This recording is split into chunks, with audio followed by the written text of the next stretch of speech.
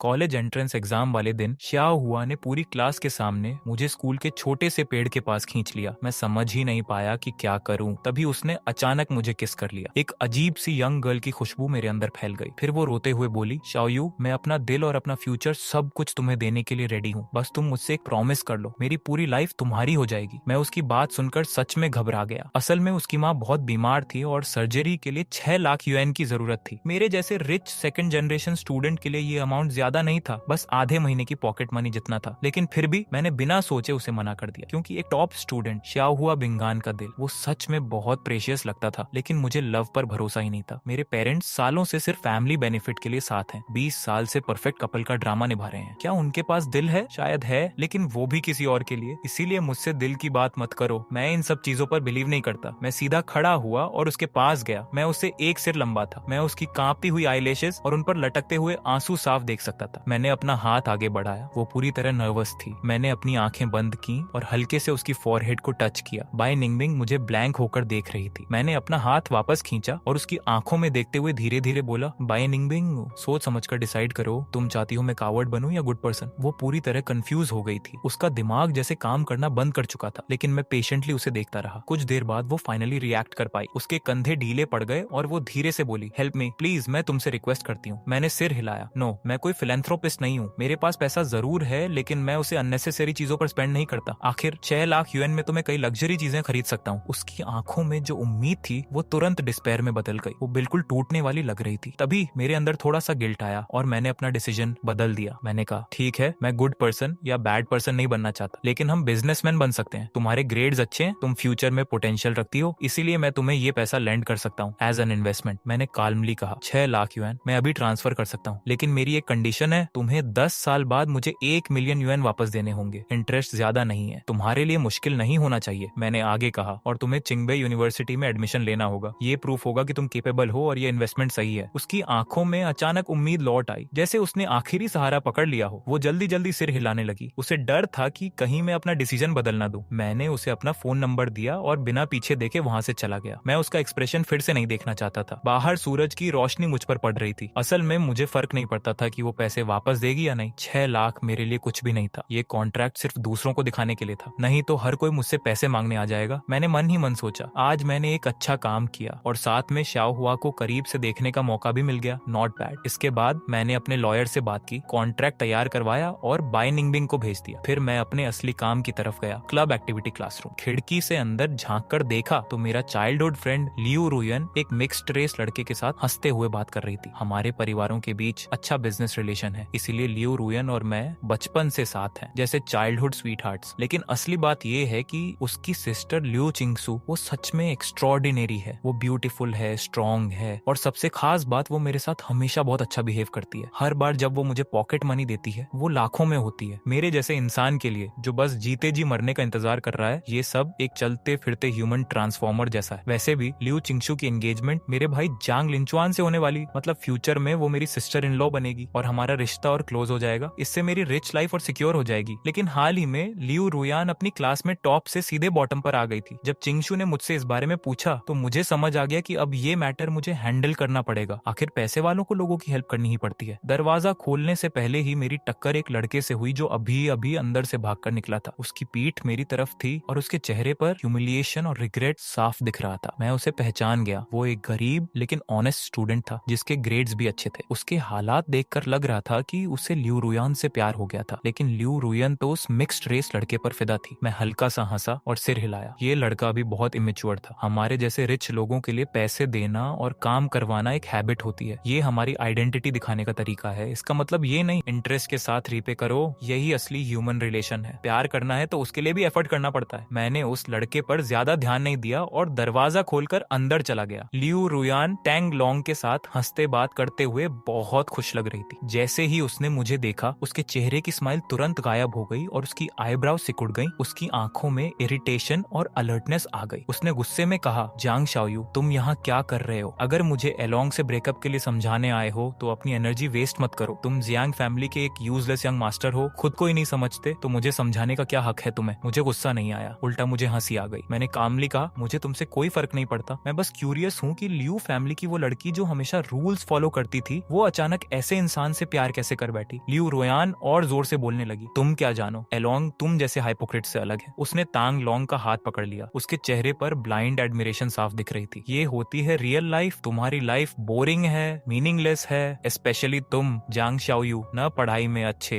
न किसी और चीज में। जांग फैमिली के अलावा तुम्हारे पास क्या है, तुम एक यूजलेस इंसान हो। मैंने सिर हिलाया जैसे मुझे सब समझ आ गया हो। ओ यूथ स्टाइल, शायद उसे लगा मैं उसकी बातों से कन्विंस हो गया हूँ। उसके चेहरे पर प्राइड आ गई। टैंग लोंग भी अब पहले जैसा डरा हुआ नहीं लग रहा था। अगले ही पल मैंने लियू रुयान को ऊपर से नीचे तक देखा, जैसे उसे रियलिटी का एहसास करवा रहा हूँ। वो इंस्टिंक्टिवली पीछे हट गई। टैंग लोंग भी अनईजी हो गया। मैंने उसके पास जाकर कहा, तुम्हें ट्रूथ पसंद है ना, फ्रीडम चाहिए ना, तो बताओ अभी कैसा फील कर रहे हो, क्या ये फ्रीडम है? उसके माथे पर पसीना आ गया, लेकिन वो कुछ बोल नहीं पाया। लियू रुयान मुझे रोकने आई, लेकिन मेरी आंखों को देखकर रुक गई। जो लड़की अभी तक बहुत बोल रही थी, अब एक शब्द भी नहीं बोल पा रही थी। मैं अचानक फियरलेस हो गया। मैंने लियू रुयान का हाथ पकड़ा, जो अभी भी कांप रही थी, और उसे सीधा सिटी के वेस्ट साइड वाले फेमस संजिया होटल के पीछे की गली में ले गया। मैंने उसे कार से बाहर खींचा। वहां गंदगी, यूरिन की बदबू और कचरे की स्मेल हवा में भरी हुई थी। लियू रुयन वहीं खड़ी खड़ी उल्टी करने लगी। मैंने गली में घूमती गंदी बिल्लियों और उस माहौल की तरफ इशारा करते हुए कहा, देखो ये है वो यूथ जिसे तुम पसंद करती हो। क्या ये रियल नहीं है? क्या ये फ्री नहीं है? अगर इतना पसंद है तो अभी यहीं छोड़ देता हूँ तुम्हें। उसका चेहरा एकदम सफेद पड़ गया। उसने मेरा हाथ कसकर पकड़ लिया और रोते हुए बोली, I am sorry Zhang Shaoyu, please घर चलते हैं, मैं गलती कर रही थी। उसी समय मेरी नजर कोने में एक फैमिलियर शैडो पर पड़ी। वो टैंग लोंग था। वो धीरे धीरे पीछे हटकर दूसरी तरफ से भाग गया। मैंने उसे रोकने की कोशिश भी नहीं की। ऐसे लोगों के लिए एफर्ट वेस्ट करना बेकार है। लियू रुयान ने भी उसे देख लिया। उसके चेहरे से आखिरी उम्मीद भी खत्म हो गई। वो रोई नहीं, बस पत्थर की तरह खड़ी रह गई, जैसे उसकी सारी इमोशंस खत्म हो चुकी हूँ। मैंने उसे वापस कार में बैठाया। पूरे रास्ते उसने एक शब्द भी नहीं बोला। जब हम लियू हाउस पहुंचे तो वो खुद ही दरवाजा खोलकर अंदर चली गई, अभी भी लॉस्ट सी। मैं कार से नहीं उतरा। मैंने ड्राइवर से कहा कि वापस घर चलो। उस रात मुझे एक मैसेज आया, लियू चिंगचू का था, शाओयू थैंक यू। मैंने बस एक कोल्ड रिप्लाई किया और बात खत्म। अगले 2 दिन लियू फैमिली में सब शांत रहा। किसी ने मुझे डिस्टर्ब नहीं किया। मुझे समझ आ गया कि ये सब लियू चिंगचू की वजह से है। शायद मैंने सही मूव खेला था। मेरी रिच लाइफ अब स्टेबल थी, लेकिन अगला दिन शॉक लेकर आया। टैंग लोंग मर गया एक सडन कार एक्सीडेंट में। मुझे अचानक महसूस हुआ कि मेरी future sister in law Liu Qingshu मेरी सोच से कहीं ज्यादा डेंजरस है। अब मुझे ये फैमिली थोड़ी स्कैरी लगने लगी थी। हर कोई एक परफेक्ट मास्क पहनकर ऑब्स्टेकल्स हटाता जा रहा था। मेरा मैनेजर जांग लिंचुआन ऐसा था, लियू चिंगशू भी वैसी ही थी, और मैं तो बस एक ऐसा इंसान था जो लाइफ में कुछ नहीं करना चाहता, बस एंजॉय करके एंड का इंतजार करना चाहता है। मेरे शरीर में सिहरन दौड़ गई। मैं बिस्तर पर बैठ गया और डिसाइड कर लिया, मुझे तुरंत यहाँ से निकलना होगा। मुझे इन डेंजरस लोगों से दूर रहना होगा। अगले ही सुबह बिना किसी को बताए मैं पैक्ड लगेज के साथ लिविंग रूम में खड़ा था। मेरी माँ आराम से चाय पी रही थी। उसने बस मुझे देखा और कैजुअली पूछा, कहाँ जा रहे हो? मैंने कहा, कहीं और रहने जा रहा हूँ। उसने और कुछ नहीं पूछा, बस अपनी फाइनेंशियल मैगजीन पढ़ती रही। मुझे ये भी नहीं पता था कि मेरा फादर कहाँ है। ये घर अंदर से बिल्कुल ठंडा और खाली था। मैं अपना सूटकेस लेकर उस लग्जरी विला से बाहर निकल गया। मेरे पास ऑलरेडी एक टॉप लेवल अपार्टमेंट था, बस उसे यूज करना बाकी था। वो अपार्टमेंट बड़ा था लेकिन पूरी तरह खाली, फ्रिज भी खाली था। मैंने कार उठाई और पास के सबसे बड़े सुपरमार्केट चला गया। अब मुझे इस नए घर को फूड, स्नैक्स और जंक फूड से भरना था। मैंने शॉपिंग कार्ट उठाया और आगे बढ़ गया। मैं शेल्व्स के बीच से चल रहा था, बिल्कुल एक स्वीपर रोबोट की तरह, बिना किसी एक्सप्रेशन के बस सामान उठाकर कार्ट में डालता जा रहा था। तभी एक कॉर्नर पर पहुंचकर मैं अचानक रुक गया, क्योंकि स्नैक सेक्शन के कोने में मुझे एक लड़की चुपके से कुछ करते हुए दिखी। वो अपने स्लीव में ब्रेड छुपाने की कोशिश कर रही थी। वो सफेद स्कूल यूनिफॉर्म में, देखने में साफ सुथरी, लेकिन उसके हाथ साफ नहीं थे। मैंने कोई आवाज नहीं की, बस शेल्फ से टिककर खड़ा हो गया और उसे देखता रहा। वो काफी स्ट्रगल कर रही थी। उसका स्लीव छोटा था और ब्रेड बड़ा। उसने कई बार कोशिश की, इतनी नर्वस थी कि उसके माथे पर पसीना आ गया। आखिर उसे कुछ फील हुआ और उसने धीरे धीरे ऊपर देखा। हमारी आंखें मिल गईं। मैं उसे बस घूरता रहा, बिना कुछ बोले, करीब 10 सेकंड तक। उसका चेहरा धीरे धीरे सफेद से लाल हो गया। उसकी बड़ी आंखों में पहले डर आया, फिर पैनिक और आखिर में शेम और ह्यूमिलिएशन। उसके हाथ कांप रहे थे, ब्रेड पकड़ नहीं पा रही थी। एक आवाज हुई और ब्रेड जमीन पर गिर गया। वो जैसे पूरी तरह टूट गई थी, सिर झुकाकर खड़ी हो गई, जैसे जमीन में गड़ जाना चाहती हो। मुझे ये सब बोरिंग लगा। मैं आगे बढ़ा, ब्रेड उठाया और अपने कार्ट में डाल दिया। फिर मैंने पूरे शेल्फ के बिस्किट्स और कैंडीज उठाकर कार्ट में डाल दिए। कुछ ही देर में मेरा कार्ट पूरा भर गया, जैसे कोई पहाड़ हो। मैंने कार्ट उसकी तरफ बढ़ाया। वो अभी भी सिर झुकाए खड़ी थी, नर्वस, जैसे किसी जजमेंट का इंतजार कर रही हो। मैंने अपने पैर से उसके सफेद जूते को हल्का सा किक किया। वो चौंक गई और हल्का सा सिर हिलाया। अगले ही पल जैसे उसे कुछ याद आया और उसने जोर से सिर हिला दिया। मैं इरिटेट हो गया, पहले हाँ फिर ना, क्या चल रहा है, सीधा बोलो। वो डर गई, उसकी आंखें लाल हो गईं, आंसू भर आए। उसने मुंह खोला लेकिन आवाज साफ नहीं निकली। उसके हाथ कुछ इशारे कर रहे थे। मैं एक पल के लिए रुक गया और अचानक समझ आया, वो बोल नहीं सकती? वो म्यूट थी। उसे इतना हेल्पलेस और एंशियस देखकर मुझे गुस्सा भी आया और रिग्रेट भी। उस पल मुझे खुद पर गुस्सा आया, जैसे मैं ही बेवकूफ हूँ। मैंने कुछ नहीं कहा, बस मुड़ा और एक और कार्ट लेकर उसे भी फूड से भर दिया। फिर दोनों कार्ट्स लेकर मैं उसके पीछे गया। वो कुछ समझ ही नहीं पा रही थी। मैं एक्सप्लेन करने के मूड में नहीं था। मैंने उसका हाथ पकड़ा और बिलिंग काउंटर तक ले गया। पेमेंट करने के बाद मैं बैग्स उठाकर बाहर आया। वो मेरे पीछे छोटे टेल की तरह चल रही थी। उसके हाथ में कुछ हल्के स्नैक्स के बैग्स थे। मैंने सब सामान अपनी स्पोर्ट्स कार में डाला और उसे बैठने को कहा। वो थोड़ी देर हेजिटेट हुई, फिर पैसेंजर सीट में बैठ गई। मैंने कैजुअली उससे उसके घर का एड्रेस पूछा। उसने मोबाइल पर टाइप करके दिखाया। मैंने काफी देर तक स्क्रीन पर सर्च किया, तब जाकर लोकेशन मिला। वो सिटी के एक पुराने एरिया में था जहाँ मैं कभी गया भी नहीं था। पूरे रास्ते कार में अजीब सी साइलेंस थी। वो सिर झुकाकर बैठी थी, अपने पैर कसकर पकड़े हुए। हम नैरो गलियों से होते हुए एक पुराने टूटते हुए बिल्डिंग के सामने रुके। मैंने कार बंद की और उसके साथ सामान नीचे उतारा। अंदर का कॉरिडोर अंधेरा, नॉइजी और बदबूदार था। हवा में नमी और अजीब स्मेल थी। वो मुझे तीसरी मंजिल पर ले गई। जैसे ही मैंने वुडन डोर खोला, एक तेज चाइनीज मेडिसिन की स्मेल आई। कमरा छोटा था, एक नजर में सब दिख रहा था। अंदर एक बूढ़ा आदमी लकड़ी के पुराने बेड पर लेटा था, आंखें बंद, सांसें बहुत कमजोर। लड़की ने सामान रखा और तुरंत उसके पास जाकर उसके पैरों की मसाज करने लगी। उसके चेहरे पर चिंता साफ दिख रही थी। तब मुझे सब समझ आया। उसके पास खुद खाने के पैसे नहीं थे, अपने फैमिली के इलाज के लिए भी नहीं, इसलिए उसने ब्रेड चुराया था। वो कुछ देर बाद मेरे पास आई, झुककर धन्यवाद किया और फिर एक पुरानी नोटबुक निकालकर मुझे दिखाई। उसमें लिखा था, थैंक यू, ये सब चीजों का पैसा मैं फ्यूचर में लौटा दूंगी। मैंने उसे पढ़कर हल्का सा हंसा। लौटाओगी? कैसे? फिर से चोरी करके? लेकिन मैंने कुछ नहीं कहा। मैंने बस अपना फोन निकाला और अपने असिस्टेंट को कॉल किया। वैंग, तुरंत सिटी सेंटर हॉस्पिटल में कांटेक्ट करो। 15 मिनट में वेस्ट साइड के टोंगजी बिल्डिंग पर एम्बुलेंस भेजो। एड्रेस मैं भेज रहा हूँ, पेमेंट मेरे अकाउंट से कर देना। 1 मिनट के अंदर ही लड़की पूरी तरह शॉक हो गई। वो मुझे देखती रह गई, रोना भी भूल गई। जो चीज उसके लिए पूरी जिंदगी का बोझ थी, वो मेरे लिए बस एक फोन कॉल थी। मैंने कहा, जल्दी सामान पैक करो, हॉस्पिटल जाना है। वो तुरंत हरकत में आ गई, लेकिन पैक करने को कुछ था ही नहीं। कुछ पुराने कपड़े, एक टूटा कप। एम्बुलेंस जल्दी आ गई। मेडिकल स्टाफ ने बूढ़े आदमी को स्ट्रेचर पर केयरफुली उठाया। उस पूरे समय वो लड़की मेरा हाथ पकड़े रही, जैसे डर हो कि मैं गायब न हो जाऊं। मुझे थोड़ा अजीब लगा, लेकिन मैंने उसे हटाया नहीं। हॉस्पिटल पहुंचते ही सब अरेंजमेंट्स हो गए। डॉक्टर्स की टीम तुरंत ट्रीटमेंट में लग गई। मैं बाहर खड़ा था। अंदर डॉक्टर्स और नर्सेस बिजी थे और वो लड़की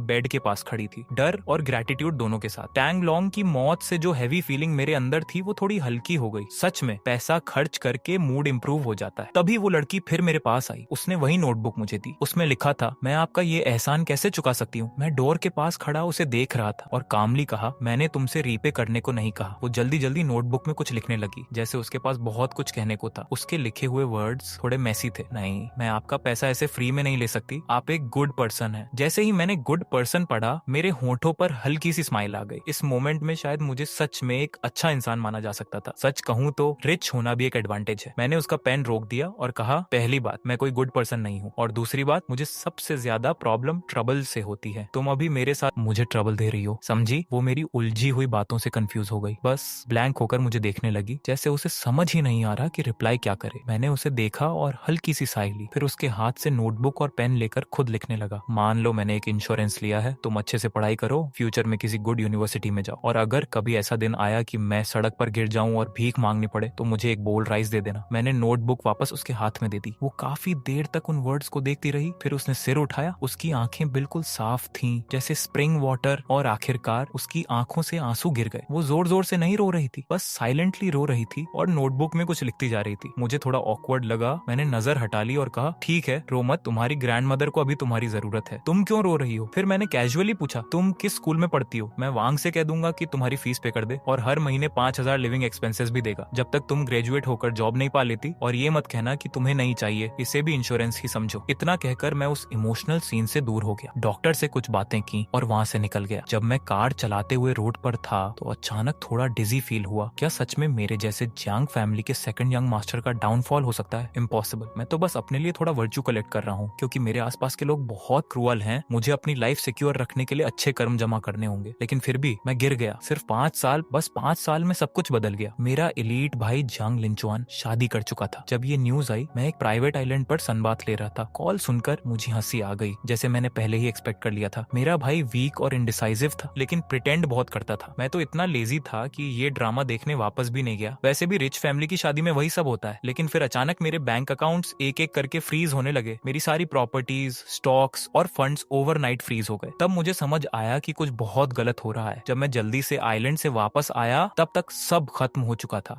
जांग ग्रुप का नाम बदलकर लियू ग्रुप हो गया था। मेरे फादर पर कई इकोनॉमिक क्राइम्स के चार्जेस लग चुके थे सॉलिड प्रूफ के साथ, और उन्हें लाइफ इम्प्रिजनमेंट हो गई। मेरा भाई जांग लिंचुअन जेल से बाहर था और मैं तो बस एक यूजलेस इंसान था जिसे कुछ समझ ही नहीं आया। मेरे 20 साल की सेविंग्स एक झटके में खत्म हो गई। मैं अपने टॉप अपार्टमेंट के दरवाजे पर खड़ा था। सामने ब्लैक सूट बॉडीगार्ड्स खड़े थे जो मुझे अंदर नहीं जाने दे रहे थे। मैं गुस्से में बोला, ठीक है, रिवेंज लेना था तो ले लेते, मेरे भाई को मार देते, मुझे फर्क नहीं पड़ता, लेकिन मेरे फादर को जेल भेजकर जांग ग्रुप को खत्म करने का क्या मतलब? मैं खुद से ही फ्रस्ट्रेटेड था। क्या मैं किसी रिवेंज स्टोरी का साइड कैरेक्टर हूँ? तभी दरवाजा खुला। लियो चिंगशु अंदर बैठी थी, मेरे फेवरेट इटालियन सोफा पर, बिल्कुल एलिगेंट अंदाज में। 5 साल बाद वो और भी ब्यूटीफुल और मेच्योर लग रही थी। उसका ओरा इतना स्ट्रॉन्ग था कि सामने वाला दब जाए। उसने मुझे देखा, कप रखा और हल्की स्माइल के साथ बोली, शाओ यू, तुम वापस आ गए। मैं चुप रहा, बस उसे घूरता रहा। वो धीरे धीरे मेरी तरफ आई और मेरे चेहरे को छूने की कोशिश की। ऐसे मत देखो, मैं भी ऐसा नहीं चाहती थी। मैंने उसका हाथ अवॉइड कर दिया। वो नाराज नहीं हुई, बस कामली बोली, तुम्हारा भाई बहुत स्टूपिड था। मैंने उसे चांस दिया लेकिन उसने वैल्यू नहीं की। मैंने ठंडे अंदाज में पूछा, तो इसीलिए तुमने हमारी पूरी फैमिली को खत्म कर दिया? वो थोड़ी रुकी, फिर बोली, अब बात अलग है, उसने मुझे पहले हर्ट किया, मेरा रिवेंज जस्टिफाइड है, अब मुझे हस्बैंड की जरूरत नहीं। ये कहते हुए वो मेरे करीब आई। उसकी आंखों में अग्रेशन था। शाओयू, क्या तुम मेरे साथ रहना चाहोगे? मैं तुम्हारा ख्याल रखूंगी जैसे पहले रखती थी। उसकी बात सुनकर मुझे हंसी और दर्द दोनों आए। मैंने उसकी तरफ देखा और कहा, ये सब क्या उस लड़की की वजह से है? उसकी स्माइल एक पल के लिए गायब हो गई, बस 1 सेकंड, लेकिन मैंने देख लिया। उसी पल मेरी आखिरी उम्मीद भी खत्म हो गई। ये औरत शुरू से ही पागल थी, अपने गोल के लिए कुछ भी कर सकती थी। मैंने हल्की स्माइल के साथ उसे देखा, फिर धीरे से नीचे नजर कर ली। उसके चेहरे की आखिरी स्माइल भी गायब हो गई और उसकी जगह कोल्ड साइलेंस आ गया। वो अचानक मुड़ी और मुझे देखना बंद कर दिया। 2 बॉडीगार्ड्स आगे आए और मुझे बाहर धकेल दिया जैसे मैं कोई अनवांटेड चीज हूँ। मैं अपने ही घर से बाहर खड़ा था, खाली कॉरिडोर में, और हंसने लगा। अगर मैं उसकी बात मानकर रुक जाता तो शायद मुझे पता भी नहीं चलता कि मैं कब मर गया। मुझे पता था मैं उससे नहीं जीत सकता। मेरे फादर जैसे चालाक इंसान को भी उसने हरा दिया, और मैं तो बस खाने पीने वाला इंसान हूँ। मैं उससे क्यों लड़ूं? उससे दूर रहना ही बेहतर है। जिंदा रहना सबसे जरूरी है। मैंने अपना फोन निकाला और कॉन्टेक्ट्स खोलकर उन फ्रेंड्स को कॉल करना शुरू किया जिनसे रोज बात होती थी। पहला कॉल किया, हेलो जो शाओ, मैं जांग शाओयू। कुछ सेकंड साइलेंस, फिर सामने से आवाज आई, रॉन्ग नंबर, और कॉल कट। मैं शॉक में था, फिर खुद पर हंसा और दूसरा कॉल किया, वही रिजल्ट। तीसरा, चौथा, या तो रॉन्ग नंबर या कोई उठाता ही नहीं। मैं दीवार से टिक गया, कॉन्टैक्ट्स डिलीट करता गया। आखिर में बस कुछ फैमिली नंबर्स बचे। मैंने अपने पास की सारी वैल्यूएबल चीजें बेच दी। मुश्किल से 1 लाख यूएन मिले, जो पहले मेरे लिए एक रात के खर्च जितना था, अब वही मेरी पूरी संपत्ति थी। मैं सड़कों पर एमलेसली घूम रहा था। फिर मैं अपने अपार्टमेंट के पास वापस आया और खुद पर हंस पड़ा। लगता है अब सच में जिंदगी को जोड़ने के लिए एक लंबा स्क्रू ढूंढना पड़ेगा। मेरी हालत अब इतनी नीचे आ चुकी थी कि थ्रेशोल्ड लो था, लेकिन फिर भी मैं समहाउ खुद को संभाल सकता था। वैसे भी मैंने 20 साल से ज्यादा रिच लाइफ एंजॉय कर ली थी। मैं चलते चलते आसपास देख रहा था कि अचानक मैं किसी से टकरा गया। एक सॉफ्ट सा स्पर्श और हल्की सी खुशबू आई। मैं इंस्टिंक्टिवली सॉरी बोलने ही वाला था, लेकिन जैसे ही मैंने ऊपर देखा, मेरी नजर एक लड़की की साफ और चमकती आंखों से मिली। वो एक खूबसूरत लड़की थी। चेहरा जाना पहचाना लग रहा था, लेकिन मुझे याद नहीं आ रहा था कि मैंने उसे कहाँ देखा है। लेकिन वो मुझे क्लियरली पहचान गई थी। उसकी आंखों में अचानक सरप्राइज और खुशी आ गई। उसने कुछ बोलने की कोशिश की, लेकिन फिर जैसे उसे कुछ याद आया और उसने अपना फोन निकाला। स्क्रीन पर लिखा था, मिस्टर जांग, क्या आपको मैं याद हूँ? मैंने मिस्टर जांग पढ़ा। ये नाम अब बहुत कम लोग मुझे बुलाते थे। मैंने ध्यान से उसका चेहरा देखा और धीरे धीरे मेरी मेमोरी वापस आने लगी। और अचानक मुझे याद आया, 5 साल पहले सुपरमार्केट वाली वो लड़की जो कांप रही थी, जो अपने घर में अपनी ग्रैंडमदर का ख्याल रख रही थी, तो वो तुम थी। उसकी आंखें चमक उठी। उसने जल्दी जल्दी सिर हिलाया। उसकी खुशी साफ दिख रही थी। मैं थोड़ा कंफ्यूज्ड था। तुम यहाँ क्या कर रही हो? उसने जल्दी जल्दी टाइप किया और मुझे दिखाया। मिस्टर जियांग के बारे में न्यूज देखी। मुझे आपकी चिंता हुई। मुझे लगा आप यहाँ वापस आ सकते हैं, इसीलिए मैं यहाँ वेट कर रही हूँ। कल से। मैं जैसे अंदर से हिल गया। मतलब पिछले 24 घंटे से, जब से मुझे घर से निकाला गया था, वो इसी अपार्टमेंट के नीचे खड़ी होकर मेरा इंतजार कर रही थी, बिना किसी गारंटी के।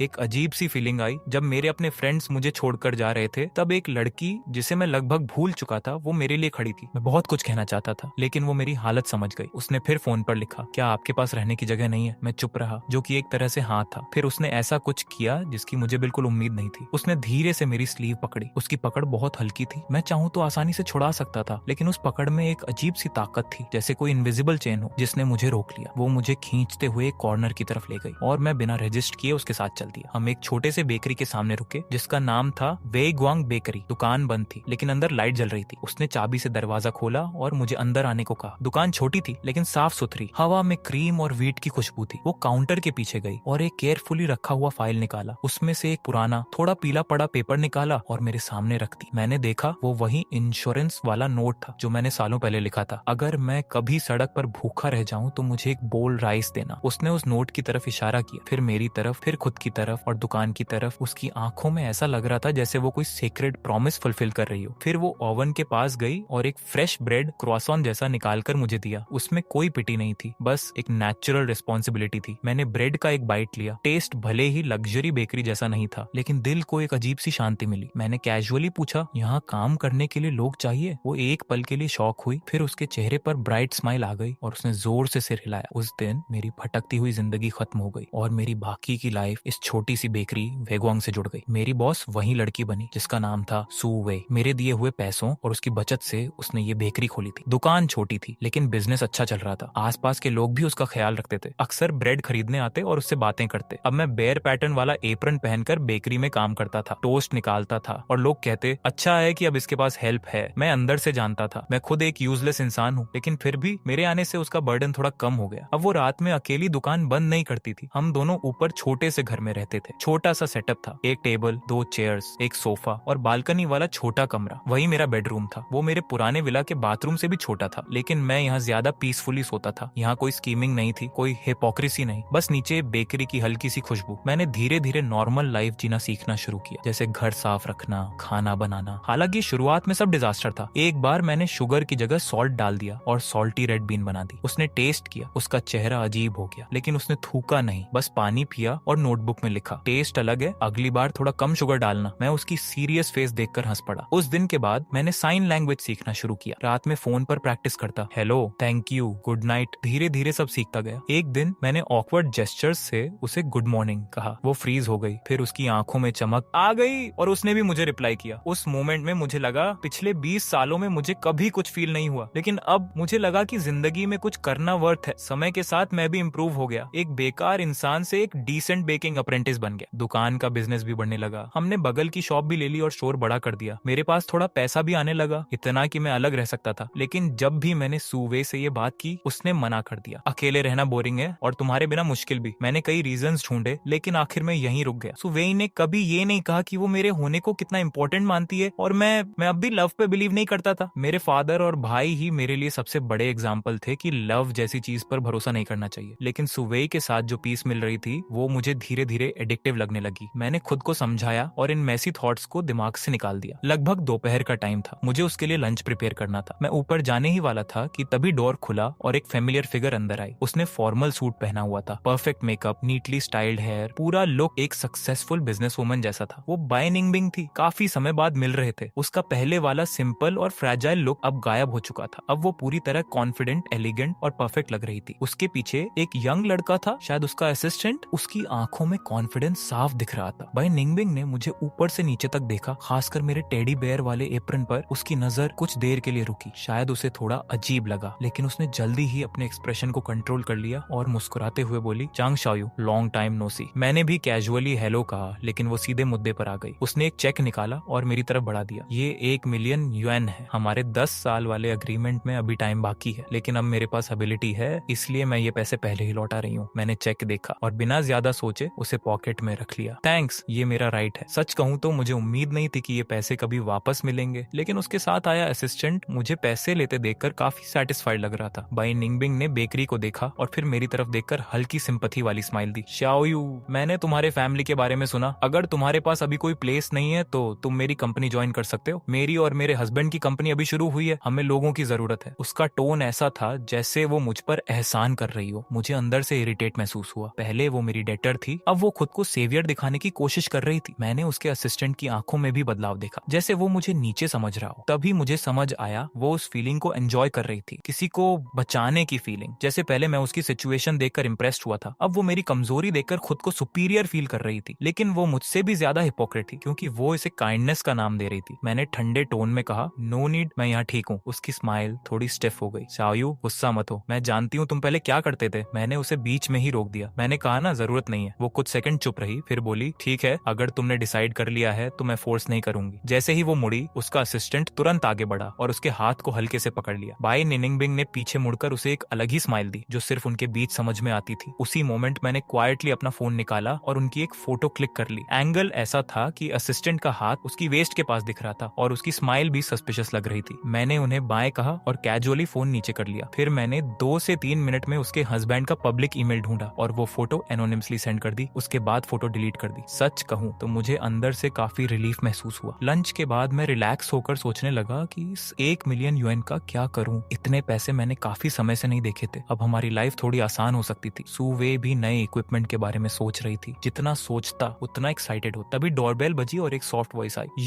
मैं मुड़ा और देखा लियो रुयान खड़ी थी। आज तो जैसे पुराने लोग लाइन लगाकर आ रहे थे। अगर मुझे सही याद है उसका हस्बैंड चेन वांग 2 साल पहले मर चुका था। मैं काउंटर के सहारे खड़ा रहा बिना एक्सप्रेशन के। उसने होंठ काटे, उसकी आंखें नम थी। उसका इनोसेंट लुक देखकर एक पल के लिए गिल्ट फील हुआ। वो धीमे से बोली, मैं तुमसे मिलना चाहती थी। मैं हल्का सा हंसा। मिस लियो, क्या काम है? वो तुरंत इमोशनल हो गई। मुझे पता है मैंने पहले बहुत मिस्टेक्स की। मैं हमेशा पैशनेट लव के पीछे भागती रही, लेकिन अब समझ आया कि मुझे एक स्टेबल फैमिली चाहिए। उसकी आवाज में सिंसियरिटी थी, उसकी आंखों में अफेक्शन। वो सीधा मेरी तरफ देख रही थी। जियांग शाओयू, चलो फिर से शुरू करते हैं। मुझे पता है तुम क्या फेस कर रहे हो। मेरी सिस्टर ने गलत किया, लेकिन मैं तुम्हें सपोर्ट कर सकती हूँ। मैंने उसे ध्यान से देखा। वही पुरानी कहानी। मैं हल्का सा मुस्कुराया। फिर से शुरू। हमने कब स्टार्ट किया था? मेरे दिमाग में पुराने सीन्स घूमने लगे। उसका चेन वांग के साथ, ग्रैंड वेडिंग, उसका रोना, उसे अपनी लाइफ का लाइट बताना, और मैं नीचे खड़ा बस ये सोच रहा था कि ये सब ज्यादा दिन नहीं चलेगा। और सच में 2 साल के अंदर ही वो उस मैरिज से बोर्ड हो गई। पैशन खत्म हुआ और रियलिटी सामने आई। फिर एक नया आदमी उसकी लाइफ में आ गया। चेन वांग ने फाइट करने की कोशिश की, लेकिन फिर अचानक उसकी मौत हो गई। क्या ये सब कोइंसिडेंस था? शायद नहीं। इसके पीछे लियो चिंगशू का हाथ होना पॉसिबल था। मैं वापस प्रेजेंट में आया और लियो रुयान को देखा, जो अभी भी मेरे सामने एक्टिंग कर रही थी। मैंने धीरे से कहा, लियो रुयान, क्या तुम्हें लगता है कि सारे मर्द बेवकूफ होते हैं? उसका चेहरा उतर गया। मैंने काल्मली कहा, तुम्हारे हस्बैंड का फ्यूनरल बहुत ग्रैंड था। मैंने न्यूज देखी थी, तुम बहुत रो रही थी। सच में सैड सीन था, लेकिन अफसोस, उस रात मैंने होटल के बाहर एक आदमी को देखा था जो बिल्कुल तुम्हारी तरह दिख रहा था। मैंने हल्के से कहा, अच्छा होता अगर वो हैंडसम गाय एलिवेटर में थोड़ा लेट चढ़ता। ये सुनते ही लियो रुयान का चेहरा एकदम सफेद पड़ गया। मैंने कैजुअली जोड़ दिया, और हाँ, वो हैंडसम गाय कुछ ही समय बाद बिल्डिंग से गिरकर मर गया था। याद है? वो पूरी तरह हिल गई। मैं एक कदम आगे बढ़ा और उसकी कांपती आंखों में देखते हुए बोला, लियो रुयान, तुम थक नहीं जाती? रोज मास्क पहनकर एक्टिंग करती हो, तुम्हें खुद से घिन नहीं आती? वो पीछे हटती गई और आखिर में डोर फ्रेम से टकरा गई। उसका शरीर पतझड़ के पत्ते की तरह कांप रहा था। वो हकलाते हुए बोली, तुम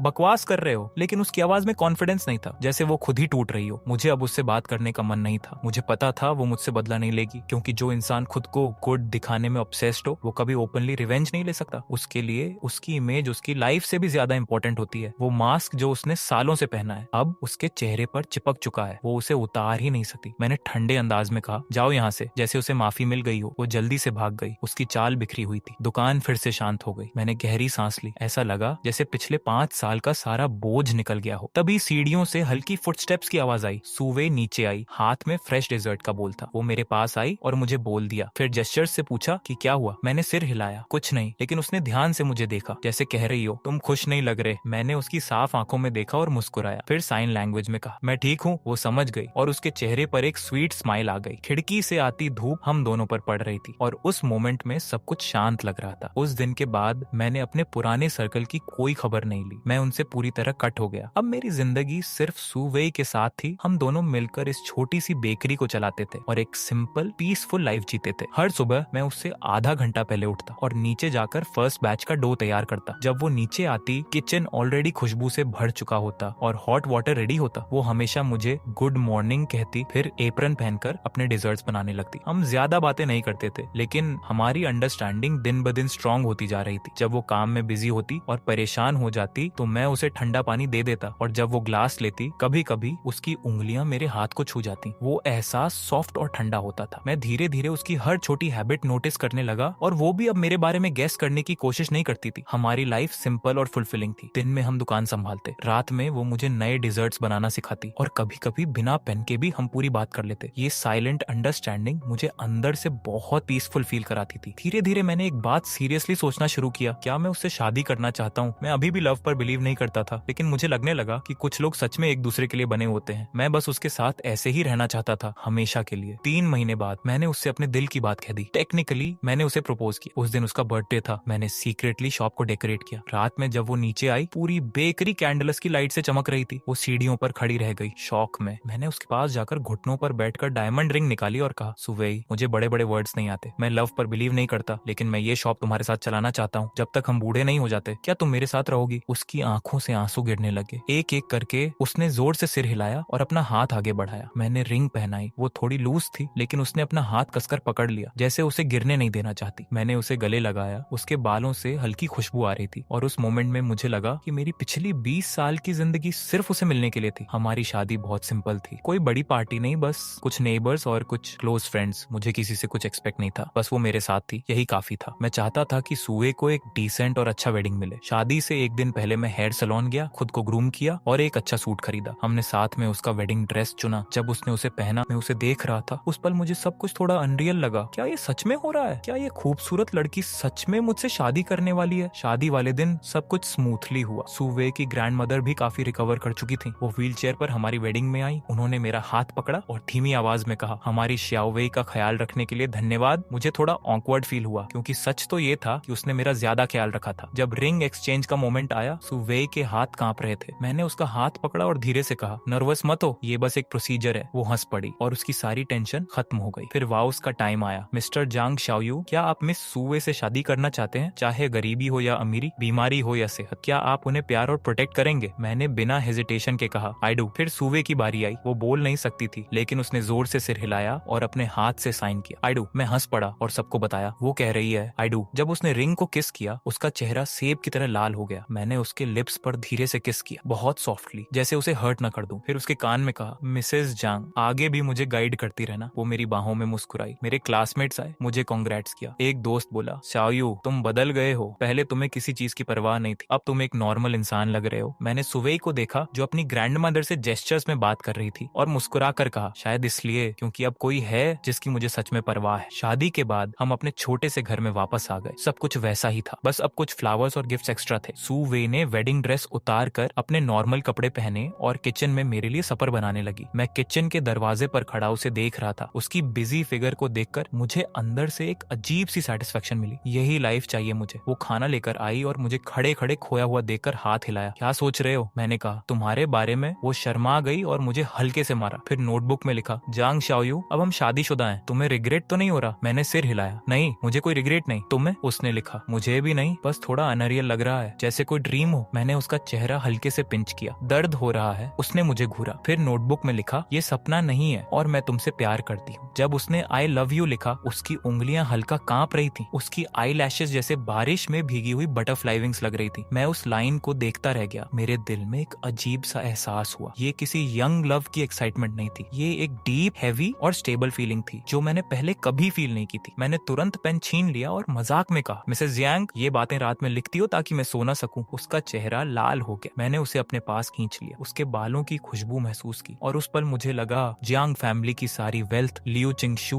बाई निनिंगबिंग, सब कुछ मिलकर भी इस फीलिंग के सामने कुछ नहीं है। हमारी शादी के बाद की लाइफ बिल्कुल ओवन में पकती ब्रेड जैसी थी, वार्म और कंफर्टिंग। हम सुबह 4 बजे उठते, 6 बजे तक पहली बैच तैयार होती, पूरी शॉप खुशबू से भर जाती। सुवे मुझे केक डेकोरेटिंग सिखाती। मैं क्लमजी था, हाथों पर क्रीम लगा लेता, लेकिन वो कभी गुस्सा नहीं होती, बस मुस्कुराती रहती। एक रात जब शॉप बंद होने वाली थी, कुछ ड्रंक लोग आए, ग्लास डोर पर जोर जोर से नॉक करने लगे। उनका लीडर था छंगे, वो प्रोटेक्शन मनी लेने आया था। मैंने ब्रूम उठाकर उसे बाहर धक्का दे दिया। वो गुस्से में प्लांट को लात मारने लगा और चिल्लाया, ओए, उस म्यूट लड़की को बाहर भेजो। सुवे अंदर अकाउंट्स देख रही थी। मैंने उसे पीछे किया और खुद आगे आ गया। वो हंसते हुए बोला, मिस्टर जियांग, तुम खुद को बहुत बड़ा आदमी समझते हो। सुना है तुमने एक गूंगी लड़की से शादी की है? उसके साथ वाले लोग भी हंसने लगे। उनकी नजरें सुवेई पर थीं। मैंने गुस्से में कहा, दफा हो जाओ यहाँ से, लेकिन वो एक कदम और आगे बढ़ा। शराब की बदबू मेरे चेहरे पर आ रही थी। तभी सुवे पीछे से आई। उसके हाथ में फ्रेश कुकीज का बॉक्स था। वो उन्हें ऑफर करने लगी, जैसे सिचुएशन को शांत करना चाहती हो। उस मोमेंट में मेरा दिल चुप गया। वो अभी भी सोचती थी कि काइंडनेस से सब ठीक हो जाएगा, लेकिन वो लोग अलग थे। चांगे ने कुकीज का बॉक्स फेंक दिया और सुवे का हाथ पकड़ने की कोशिश की। बस उसी पल मैं एक्सप्लोड हो गया। मैंने उसे जोर से धक्का दिया। फाइट शुरू हो गई। मुझे याद नहीं कितने पंचेस पड़े, बस इतना याद है कि मैं सुवे को काउंटर के कोने में प्रोटेक्ट कर रहा था। कुछ देर बाद अलार्म की आवाज आई और वो लोग भाग गए। सुवे कांप रही थी। उसने मेरे मुंह से खून साफ, उसकी आंखों से आंसू गिर रहे थे, लेकिन आवाज नहीं थी। मैंने हंसकर कहा, क्यों रो रही हो? तुम्हारा आदमी अभी जिंदा है। लेकिन वो और जोर से रोने लगी, जैसे कोई छोटा बच्चा हो। उस रात वो मेरे हाथ पर सिर रखकर सोई। मैं थोड़ा सा भी हिलता तो वो जाग जाती। उसकी आंखों में डर साफ दिख रहा था और मुझे पहली बार महसूस हुआ कि अब मेरे पास कुछ ऐसा है जिसे मैं किसी भी कीमत पर खो नहीं सकता। अगर आज मैं उसे प्रोटेक्ट नहीं करता तो क्या होता? अगले ही दिन मैं सेकंड हैंड हैंड मार्केट गया और एक मजबूत स्टील रॉड खरीद लाया। उसे शॉप के काउंटर के नीचे रख दिया। सुवेई ने देखा तो जोर से सिर हिलाने लगी। मैंने क्वाइटली रॉड उठाकर उसे दिखाया, जैसे कह रहा हूँ मुझे बड़ी बड़ी बातें नहीं चाहिए, खुद को प्रोटेक्ट करना आता है। वो थोड़ा रुकी, फिर नोटबुक में लिखकर दिखाया, मुझे डर है तुम्हें चोट लग जाएगी। मैंने उसके बाल हल्के से सहलाए और कहा, मुझे उससे ज्यादा डर है कि तुम्हें कुछ हो जाए सुवेई, अब मेरे पास सिर्फ तुम ही हो। उसकी आंखें भर आईं और उसने धीरे से सिर हिला दिया। कुछ दिन बाद लियू रोयान फिर से आई, इस बार शॉप में नहीं बल्कि बाहर रोड पर रेड स्पोर्ट्स कार में रुकी। उसने सनग्लासेस पहने थे, आधा चेहरा छुपा हुआ था और वो सीधे मेरी तरफ इशारा कर रही थी। मैं फ्लोर के बोरे उठा रहा था। मैंने उसे इग्नोर किया, लेकिन वो खुद उतरकर डोर तक आ गई और मुस्कुराई। जांग शाओयू, क्या तुम्हारी वाइफ को पता है तुमने बाइनिंग बिंग के साथ क्या किया था? उसके टोन में साफ प्रोवोकेशन था। मेरे हाथ से फ्लावर का बोरा छूट गया और जमीन पर गिरते ही सफेद धूल हवा में फैल गई। सुवे भी शॉप से बाहर आ गई, कंफ्यूज होकर हमें देखने लगी। लियू रुयन ने सनग्लासेस उतारे और सुवे को देखकर बोली, बेचारी, ऐसी शादी पर तो पैसे वेस्ट हो गए। मेरा गुस्सा कंट्रोल से बाहर हो गया। मैंने मुट्ठी भींच ली और कहा, लियू रुयन चुप हो जाओ। वो हंस पड़ी। क्या हुआ, डर गए? तब तो तुम ऐसे नहीं थे। जब श्याओ हुआ तुमसे हेल्प मांग रही थी तब तुम्हें उसे रिजेक्ट करके मजा आ रहा था। अब प्यार का नाटक क्यों कर रहे हो? सुवे उसके वर्ड्स पूरी तरह समझ नहीं पा रही थी, लेकिन माहौल की टेंशन महसूस कर रही थी। उसने धीरे से मेरी स्लीव पकड़ी। उसकी आंखों में चिंता थी। मैंने डीप ब्रेथ लिया, खुद को शांत किया और सुवे की तरफ मुड़ा, लेकिन वो हेजिटेट कर रही थी। तभी लियू रुयान ने अपने फोन से एक रिकॉर्डिंग चला दी। वही आवाज, जंगल में बाय निनिंगबिंग रो रही थी, मैं अपना सब कुछ तुम्हें दे दूंगी, बस मेरी एक बात मान लो। और फिर मेरी आवाज, मैं कोई फिलांथ्रोपिस्ट नहीं हूँ। सुवे का चेहरा एकदम सफेद पड़ गया। वो मुझे और लियू रुयान को देख रही थी। उसके होंठ हिल रहे थे, लेकिन आवाज नहीं निकल रही थी। लियू रुयन ने फोन बंद किया और संतुष्ट होकर बोली, देखा, वो किसी की मदद नहीं करता, बस लोगों की बेइज्जती एंजॉय करता है। तुम्हारी हेल्प भी बस एक मोमेंट की इंटरेस्ट थी। मैं पूरी तरह कंट्रोल खो बैठा। मैं उसका फोन छीनने दौड़ा, लेकिन वो चीखते हुए कार में बैठी और तुरंत निकल गई। मैं और सुवे वहीं खड़े रह गए। हवा में उड़ती धूल के बीच वो सिर झुकाकर खड़ी थी। उसके कंधे हल्के हल्के कांप रहे थे। मैंने उसे छूने की कोशिश की, लेकिन वो इंस्टिंक्टिवली एक कदम पीछे हट गई। वो एक कदम मेरे दिल में चाकू की तरह लगा। रात को शॉप बंद होने के बाद घर का माहौल बहुत हैवी था। सुवे मेरी तरफ पीट करके बेड ठीक कर रही थी। उसने एक बार भी मेरी तरफ नहीं देखा। मैंने उसका कंधा पकड़कर उसे अपनी तरफ घुमाया। अगर तुम उसकी बात मानती हो तो। वो होंठ काटते हुए रोने लगी। नोटबुक में लिखा, क्या वो सच है? मैंने कहा, हाँ, लेकिन पूरा सच नहीं। फिर मैंने उसे पूरा इंसिडेंट बताया। कैसे मैंने बाय निंगबिंग को रिजेक्ट किया, कैसे कॉन्ट्रैक्ट बनाया, सब कुछ। सुवे, मैं मानता हूँ मैं परफेक्ट इंसान नहीं हूँ, लेकिन मैंने कभी तुम्हें छोड़ने के बारे में नहीं सोचा। वो लंबे समय तक चुप रही। मुझे लगा शायद अब वो मुझसे बात ही नहीं करेगी, लेकिन फिर उसने धीरे धीरे साइन किया। मुझे डर लगता है। किस बात का? मुझे डर है एक दिन तुम्हें मैं बोरिंग लगने लगूंगी और तुम मुझे छोड़ दोगे। उसकी उंगलियां कांप रही थी। मेरे पास कुछ नहीं है, सिर्फ तुम हो। मैंने उसे कसकर गले लगा लिया। पागल हो तुम, मेरे पास भी सिर्फ तुम ही हो। उस रात हम दोनों साथ सो, जैसे दो घायल जानवर एक दूसरे के घाव भर रहे हों। लेकिन लियू रुयान के वर्ड्स कांटे की तरह सुवे के दिल में रह गए। वो सेंसिटिव हो गई। अगर मैं 10 मिनट लेट आता तो वो चुप बैठी रहती। अगर कोई फीमेल कस्टमर मुझसे बात करती तो वो क्वाइटली दूर चली जाती। मैंने नोटिस किया, लेकिन समझ नहीं पा रहा था कैसे ठीक करूं। एक रात मेरी नींद खुली, बेड खाली था। मैं बैल्कनी में गया। सुवे कोने में बैठी चांदनी में साइलेंटली रो रही थी। मैं उसके पास गया, पीछे से उसे गले लगाया। वो तुरंत मेरी बाहों में डीली पड़ गई। सुवे,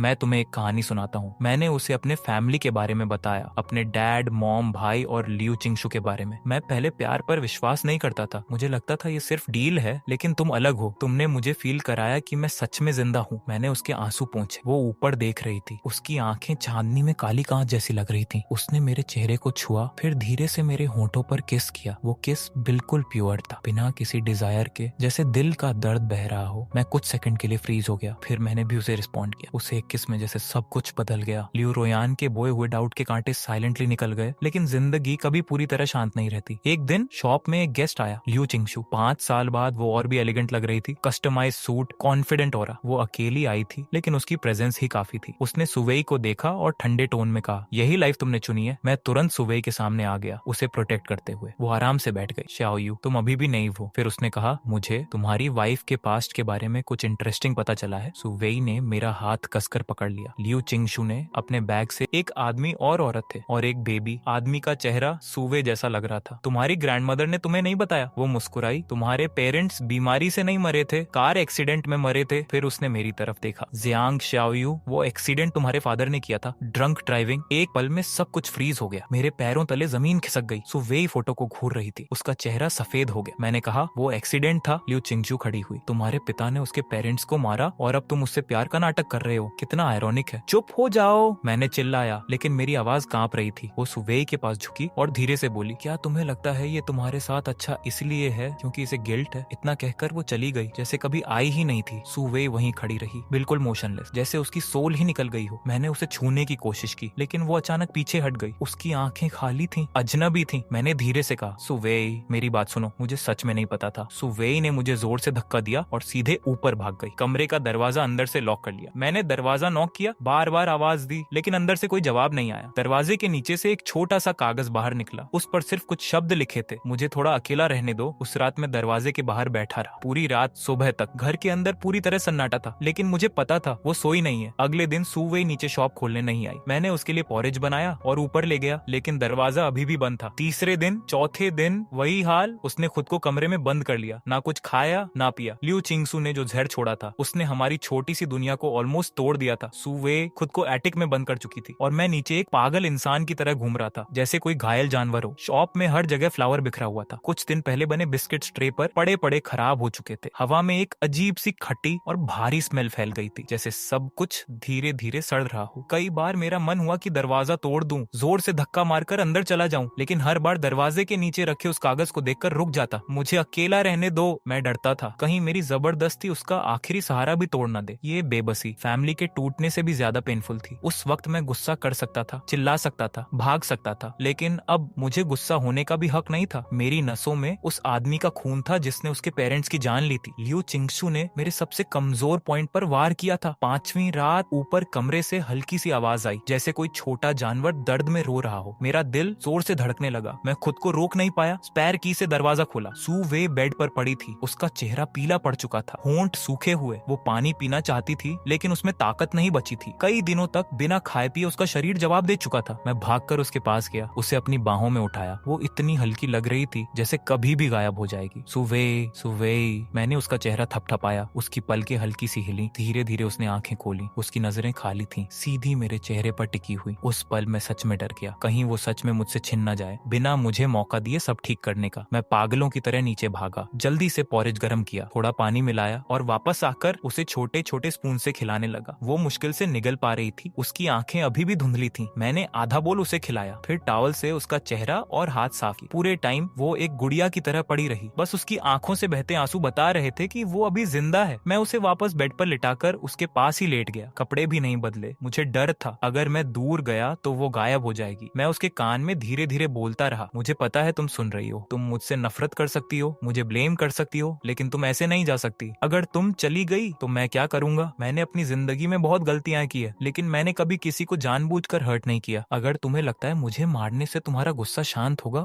तो अभी कर दो, लेकिन खुद को सजा मत दो। तुम्हारी ग्रैंडमदर ने तुम्हें जीने के लिए पाला है। याद है वो क्रॉसॉन जो तुमने मुझे दिया था? वो मेरे लिए सबसे बिटर और स्वीट चीज थी। बिटर क्योंकि मैं तब सेल्फिश था और स्वीट क्योंकि वो तुमने दिया था। ये शॉप वेगुआंग, इसकी रोशनी तुम हो। अगर तुम नहीं रही तो सब अंधेरा हो जाएगा, मेरा सब कुछ खत्म हो जाएगा। मैं पता नहीं कितनी देर बोलता रहा, गला सूख गया, दर्द होने लगा, लेकिन धीरे धीरे उसकी सांसें स्टेडी होने लगी। अगली सुबह मैं उसे कुछ खिलाने के लिए उठने लगा, तभी किसी ने मेरा हाथ पकड़ लिया। मैंने पीछे मुड़कर देखा, सुवेई थी। उसकी आंखों में अभी भी कमजोरी थी लेकिन उनमें हल्की सी रोशनी वापस आ गई। वो कुछ कहना चाह रही थी लेकिन आवाज नहीं निकल रही थी। मैंने जल्दी से पानी लाकर उसे पिलाया, मेरे हाथ कांप रहे थे। आधा पानी गिर गया, उसने थोड़ा सा पिया, फिर मेरी बाहों में आंखें बंद कर ली। इस बार उसके आंसू अलग थे, उनमें होपलेसनेस नहीं, बस थकान थी और उसने मुझे खुद के करीब आने दिया। अगले कुछ दिन धीरे धीरे गुजरने लगे। उसका शरीर ठीक हो रहा था लेकिन दिल के घाव अभी भी गहरे थे। वो पहले से भी ज्यादा चुप हो गई थी। वो मेरे साथ शॉप संभालती थी लेकिन बहुत स्लो, कभी कभी बस एक जगह खड़ी रह जाती। रात को सोते समय उसका शरीर कांपता, पसीना आता। जब मैं उसे पकड़ता उसका दिल तेजी से धड़कता। उसने नोटबुक से लिखना भी बंद कर दिया, सिर्फ छोटे छोटे जेस्चर से बात करती। मैं समझ रहा था लियू चिंगसू के वर्ड्स अब भी उसके दिल में जहर की तरह बैठे थे। वो धीरे धीरे मुझसे दूरी बनाने लगी। मैं खाना देता तो बस देखती रहती, रात को साथ सोने की कोशिश करता तो वो हल्का सा मुड़ जाती। ये दूरी किसी झगड़े से भी ज्यादा पेनफुल थी। मुझे पता था वो अंदर से लड़ रही है, हर चीज को फिर से समझने की कोशिश कर रही है। मेरा प्यार, मेरी हेल्प, मेरी शादी, क्या ये सब गिल्ट था? फिर एक दिन चेंज आया। एक बूढ़ी औरत जो रोज ब्रेड लेने आती थी, उसने हमें एक बड़ा एनवेलोप दिया। कहा ये उसकी तरफ से थैंक्स है। सुवे ने मना किया लेकिन उसने जबरदस्ती दे दिया और कहा तुम दोनों अच्छे लोग हो, आजकल ऐसे लोग कम मिलते हैं, साथ रहो। उसके जाने के बाद सुवे काफी देर तक एनवेलोप लेकर खड़ी रही। खिड़की से आती धूप उसकी आई लैशेस पर पड़ रही थी। मैं दूर खड़ा उसे देख रहा था, डिस्टर्ब करने की हिम्मत नहीं हुई। फिर वो धीरे से मेरे पास आई और कुकी बॉक्स मुझे दिया। फिर दीवार के कोने में रखे पुराने बॉक्स की तरफ इशारा किया। उसमें हमारी शादी की फोटोज और कुछ पुरानी चीजें रखी थी। मैं समझ गया। मैंने वो पुरानी नोटबुक निकाली जो मैंने उसे इंश्योरेंस के लिए दी थी, डस्ट साफ किया और उसे दे दिया। उसने नोटबुक खोली, आखिरी खाली पेज पर लिखना शुरू किया। उसके हाथ अभी भी कांप रहे थे, लेकिन हर शब्द धीरे और भारी था। उसने लिखा, कल मैंने अपने पेरेंट्स को सपने में देखा। वो एक ब्राइट जगह पर थे, वो मुस्कुरा रहे थे। ऐसा नहीं लगा कि वो तुम्हें ब्लेम कर रहे हैं। कागज पर लिखी स्याही हल्की फैल गई थी, लेकिन सुवेई ने लिखना जारी रखा, अगर तुम मेरे साथ सिर्फ गिल्ट की वजह से अच्छे थे तो उस दिन तुम्हारी आंखों में इरिटेशन क्यों था, पिटी क्यों नहीं? तुमने सिर्फ एक फोन कॉल करके सब सॉल्व करना चाहा। फिर जब मैंने तुमसे शादी के लिए हाँ कहा तो तुम मुझे इतनी देर तक क्यों देखते रहे और खुद ब्लश क्यों कर गए? वो मुझे देख रही थी, उसकी आंखों में आंसू थे, कंफ्यूजन भी था और एक उम्मीद भी। वो मुझसे सवाल नहीं कर रही थी, वो जवाब मांग रही थी, ऐसा जवाब जो उसे इस नाइटमेयर से बाहर निकाल सके। मैंने उसकी तरफ देखा जैसे किसी ने मेरे दिल को हल्के से छू लिया हो। मैंने पेन उठाया और उसके लिखे शब्दों के नीचे लिखना शुरू किया। सुवेई, मैं अच्छा इंसान नहीं हूँ। जब मैंने तुम्हारी मदद की तब मैंने इतना कुछ नहीं सोचा था। शायद उस दिन मेरा मूड अच्छा था या शायद मैं ट्रबल अवॉइड करना चाहता था। जब मैंने तुमसे शादी की तब मुझे नहीं पता था कि वो प्यार है या नहीं। बस इतना पता था कि तुम्हारे साथ मुझे आराम मिलता है, थकान नहीं होती। लेकिन अब मुझे साफ पता है, मैं तुम्हें रोते हुए नहीं देख सकता, मैं तुम्हें हर्ट होते नहीं देख सकता। जब तुम दर्द में होती हो तो मैं खुद को रोक नहीं पाता। इसका मेरे फादर से कोई लेना देना नहीं है। इसका सिर्फ एक रीजन है, तुम सुवेई हो। अगर गिल्ट की बात करें तो मुझे सिर्फ एक गिल्ट कि मैं तुमसे पहले नहीं मिला और तुम्हें इतना कुछ अकेले सहना पड़ा और मैं तुम्हें प्रोटेक्ट नहीं कर पाया, जिसकी वजह से तुम्हें फिर दर्द सहना पड़ा। मैंने पेन उसे वापस दे दिया। वो मेरे लिखे शब्दों को देखती रही। उसकी आंखों से आंसू गिर रहे, लेकिन उसके होंठों पर हल्की सी मुस्कान आ गई। वो मुस्कान जो रोने से भी ज्यादा दर्द भरी थी, लेकिन फिर भी सबसे खूबसूरत थी। उसने पेन उठाया और जोर से 3 शब्द लिखे। उसके हाथ अभी भी ठंडे थे, लेकिन उनमें एक फर्मनेस थी जिसने मेरे दिल का सारा अंधेरा दूर कर दिया। उस रात उसने मुझसे पीट करके सोना बंद कर दिया। वो मेरी बाहों में ऐसे सिमट गई जैसे कोई छोटा पक्षी फाइनली अपना घर पा गया हो। उसकी सांसें धीरे धीरे स्टेडी हो गई और मैं उसकी सांसों की आवाज सुनता रहा। वो मेरे लिए दुनिया की सबसे खूबसूरत म्यूजिक थी। हम दोनों जानते थे कि घाव अभी भी है, शायद हमेशा रहेगा, लेकिन अब हमने उसके साथ जीना सीखना शुरू कर दिया था। और क्योंकि हम दोनों उस दर्द को साथ शेयर कर रहे थे, हमारा कनेक्शन पहले से भी ज्यादा स्ट्रांग हो गया। कुछ दिनों बाद हमने सिटी छोड़ने का फैसला किया, सिर्फ लियू चिंगशु की वजह से नहीं, बल्कि इसलिए भी क्योंकि हम एक नई जगह, नई शुरुआत चाहते थे जहाँ पास्ट की कोई शैडो ना हो। सुवेई ने बिना सोचे मान लिया। उसके लिए बस एक चीज मैटर करती थी, जहाँ मैं हूँ वही उसका घर है। हमने वेगवांग बेकरी बेच दी, सामान पैक किया और साउथ की तरफ जाने की तैयारी करने लगे। जब नेबर्स को पता चला तो वो हमें विदा करने आए। किसी ने होममेड स्नैक्स दिए, किसी ने आशीर्वाद। एक आंटी ने सुवेई का हाथ पकड़कर कहा, अगर कभी कोई तुम्हें हर्ट करे तो वापस आ जाना, हम हैं यहाँ। सुवेई ने सिर हिलाया और उन्हें अपने हाथ से बने बिस्कुट्स दे दिए। जाने से एक रात पहले हम अटिक में आखिरी सामान पैक कर रहे थे, तभी सुवेई को एक पुराना आयरन बॉक्स मिला। उसमें उसकी ग्रैंडमदर की चीजें थी, कुछ पुरानी फोटोज और वो इंश्योरेंस पेपर जो मैंने सालों पहले लिखा था। कागज पीला पड़ चुका था, लेकिन वर्ड साफ थे। अगर कभी मैं सड़क पर आ जाऊं तो मुझे एक कटोरी खाना देना। वो उसे देखकर मुस्कुराई और फिर रोने लगी। उसने पेन उठाया और पीछे कुछ लिखा, इस जिंदगी में मेरी हर कटोरी का आधा हिस्सा हमेशा तुम्हारा रहेगा। मेरी आंखें भर आईं। मैंने उसे कसकर गले लगा लिया। ठीक है, ये डील पक्की। जब ट्रेन चली तो वो सिटी जिसमें हमारे दर्द और यादें थी धीरे धीरे पीछे छूटने लगी। सुवेई मेरे कंधे पर सिर रखकर सो गई। उसका हाथ अभी मुझे कसकर पकड़े हुए था। सूरज की रोशनी खिड़की से आकर उसके चेहरे पर पड़ रही थी। वो शांत थी, सुकून में। मैंने झुककर उसके बालों को किस किया और आंखें बंद कर ली। मुझे नहीं पता फ्यूचर में क्या होगा, लेकिन इतना पता है वो मेरे साथ है तो जहाँ भी जाएंगे वही हमारा घर होगा। आखिरकार हम समुद्र के किनारे एक छोटे से टाउन में बस गए। हमने अपनी बची हुई सेविंग्स से एक छोटी डेजर्ट शॉप खोली। उसका नाम रखा हाफ बाउल टाइम। सुबह बेकिंग संभालती थी और मैं कस्टमर्स को हैंडल करता था। हमारी जिंदगी धीरे धीरे शांत हो गई। वो भी अपने दर्द से बाहर आने लगी। उसके चेहरे पर फिर से मुस्कान लौट आई। कभी कभी रात को उसे नाइटमेयर आता, लेकिन अब मैं हमेशा उसके साथ होता, उसे पकड़कर शांत करता जब तक वो फिर से सो न जाए। 1 साल बाद एक शाम हम बीच पर हाथ पकड़कर चल रहे थे। सूरज डूब रहा था, हवा हल्की थी। तभी सुवेई अचानक रुक गई। उसने जमीन की तरफ इशारा किया। मैंने उठाया। वो एक छोटा सा ग्लास का टुकड़ा था जिसे समुद्र की लहरों ने स्मूथ बना दिया था। सनसेट की रोशनी में वो चमक रहा था। उसने उसे लिया, कुछ देर सूरज की तरफ देखा, फिर मेरे हाथ में रख दिया और मेरी गर्दन पकड़कर करीब आ गई। उसकी आंखों में चमक थी। उसने जोर से सिर हिलाया। एक गर्म दोपहर, शॉप में कोई कस्टमर नहीं था। सुवेई अगले दिन के केक की प्रिपरेशन कर रही थी और मैं काउंटर के पीछे बैठकर अकाउंट्स देख रहा था। तभी मुझे हल्की सी आहट सुनाई दी। मैंने ऊपर देखा। सुवेई खिड़की के पास खड़ी थी, बाहर देख रही थी। बाहर एक फादर अपनी छोटी बेटी को गोद में उठाए चल रहा था। उस बच्ची की हंसी ग्लास के पार भी सुनाई दे रही थी। मैं धीरे से उसके पास गया। वो अब भी बाहर देख रही थी। उसकी नजर उस फादर डॉटर की जोड़ी पर टिकी थी। जब तक वो गली में गायब नहीं हो गए तब तक दोपहर की हल्की रोशनी में उसका साइड फेस थोड़ा पैल लग रहा था और उसकी आंखों में ऐसे मिक्स इमोशंस थे जिन्हें मैं सही से समझ नहीं पा रहा था। मैंने धीरे से उसकी आर्म को टच किया तो वो मेरी तरफ मुड़ी और हल्की सी स्माइल दी, फिर सिर हिलाकर इशारा किया कि वो ठीक है और दोबारा बैटर को तेजी से स्टर करने लगी, जैसे वो अपने अंदर की किसी फीलिंग को दबाना चाहती हो। मुझे समझ आ गया कि वो अपने पेरेंट्स के बारे में सोच रही है, वो चाइल्डहुड जो पेरेंट्स के साथ खुशियों और लाफ्टर से भरा होना चाहिए था, वो उसकी लाइफ का ऐसा रिग्रेट है जिसे वो कभी पूरा नहीं कर सकती। लिू जिंगशु की बात एक कांटे की तरह उसके दिल में चुभी हुई थी, जो सनी डेज में भी उसे अचानक हर्ट कर देती थी। उस रात शॉप बंद करने के बाद हम दरवाजे के पीछे छोटे से स्टेप्स पर बैठकर सी ब्रीज एंजॉय कर रहे थे। लहरें धीरे धीरे किनारे से टकरा रही थी और दूर कहीं हल्की सी रोशनी चमक रही थी। सुवे मेरे शोल्डर पर सिर टिकाए चुप थी और मैंने उसका हाथ पकड़ा हुआ था, जो थोड़ा ठंडा लग रहा था। मैंने साइलेंस तोड़ते हुए कहा कि क्या हम उनके पास चले। वो थोड़ा स्टिफ हो गई और कंफ्यूजन में मेरी तरफ देखने लगी। मैंने कहा कि चलो तुम्हारे पेरेंट्स से मिलते हैं, मुझे सेमेट्री का पता है जो लिू चिंगसू ने छोड़ा था, हम उनसे बात करेंगे, उन्हें बताएंगे कि तुम अब ठीक हो और मेरी तरफ से सॉरी भी कहेंगे। ये आखिरी वर्ड्स बोलना मेरे लिए बहुत मुश्किल था, लेकिन मुझे लगा ये जरूरी है। सुबह कुछ देर तक चुप रही, उसकी आंखों में आंसू भर गए, लेकिन उसने उन्हें गिरने नहीं दिया। उसके अंदर स्ट्रगल और फियर था, लेकिन आखिर में उसने डिसीजन लिया और धीरे से सिर हिला दिया। एक सनी मॉर्निंग हमने शॉप बंद की, व्हाइट और ग्रीन क्राइसेंथेमम्स का बुके लिया और सिटी के बाहर सेमेट्री पहुंचे। वहां बहुत शांति थी, जैसे एक क्वाइट स्लीपिंग प्लेस हो। इन्फॉर्मेशन के हिसाब से हमने उनके पेरेंट्स की ग्रेव ढूंढी, जो बहुत सिंपल थी और उनकी फोटो थोड़ी ब्लर हो चुकी थी। सुवे आगे बढ़ी, घुटनों के बल बैठकर फूल रखे और अपनी उंगलियों से टूमस्टोन पर जमी धूल और पत्तों को साफ करने लगी। उसका टच बहुत जेंटल था, जैसे कोई ड्रीम हो। वो रो नहीं रही थी, बस चुपचाप साफ कर रही थी। सनलाइट उसके फोकस्ड फेस पर पड़ रही थी और उसमें एक सेक्रेट सा काम था। मैं उसके पीछे खड़ा था। काफी देर बाद वो उठी और मेरी तरफ इशारा किया। मैं उसके पास जाकर उसके साथ खड़ा हो गया। हवा हमारे बालों और कपड़ों को हिला रही थी। सुवे ने टॉम्बस्टोन की तरफ देखा और फिर मेरी तरफ और साइन लैंग्वेज में धीरे धीरे बोलना शुरू किया। हर जेस्चर में उसकी फीलिंग साफ दिख रही थी। पापा, मम्मी, ये जांग शाओयू है, मेरे हस्बैंड। उसने थोड़ी देर रुककर फिर कहा कि ये मेरा बहुत ध्यान रखते हैं। हमारा अपना शॉप है जिसका नाम मिडनाइट टाइम है। लाइफ पीसफुल है और मैं बहुत खुश हूँ। उसने पास्ट की बात को एक्सेप्ट करते हुए कहा कि वो एक टेरिबल एक्सीडेंट था और उसे पता है कि ये शाओयू की गलती नहीं थी, वो अपने फादर से अलग है। उसने मेरी तरफ देखा, उसकी आंखों से आंसू गिर रहे थे, लेकिन उसके होंठों पर स्माइल थी। उसने टॉम्बस्टोन की तरफ देखकर कहा कि प्लीज उसे ब्लेम मत करो और मेरी चिंता मत करो, मैं सच में खुश हूँ। उसे अपने पेरेंट्स से मुझे इंट्रोड्यूस करते देख मेरा गला भर आया, आंखें नम हो गईं। मैंने उसका हाथ कसकर पकड़ा और टूम्बस्टोन के सामने झुककर कहा, अंकल आंटी, मैं जांग शाओयू हूँ। सॉरी और थैंक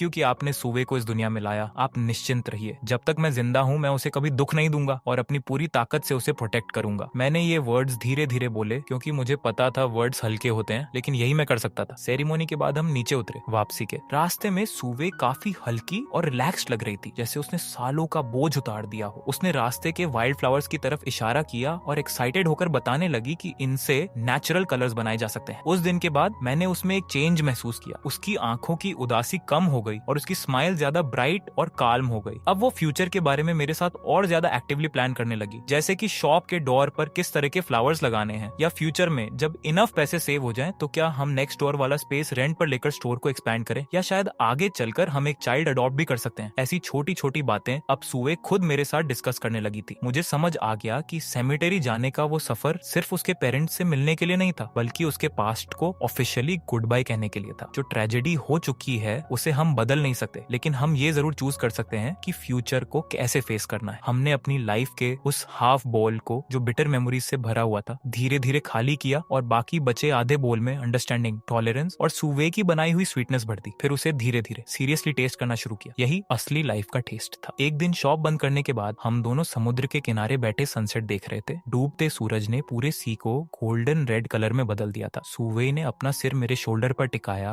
और अचानक मेरी हथेली पर कुछ लिखने लगी। वो पेन से नहीं बल्कि अपनी उंगलियों से लिख रही थी। मैंने ध्यान से महसूस किया। उसने लिखा, half bowl of time full of Joy. मैं हल्का सा मुस्कुराया, सिर झुकाकर उसके बालों को सॉफ्टली किस किया।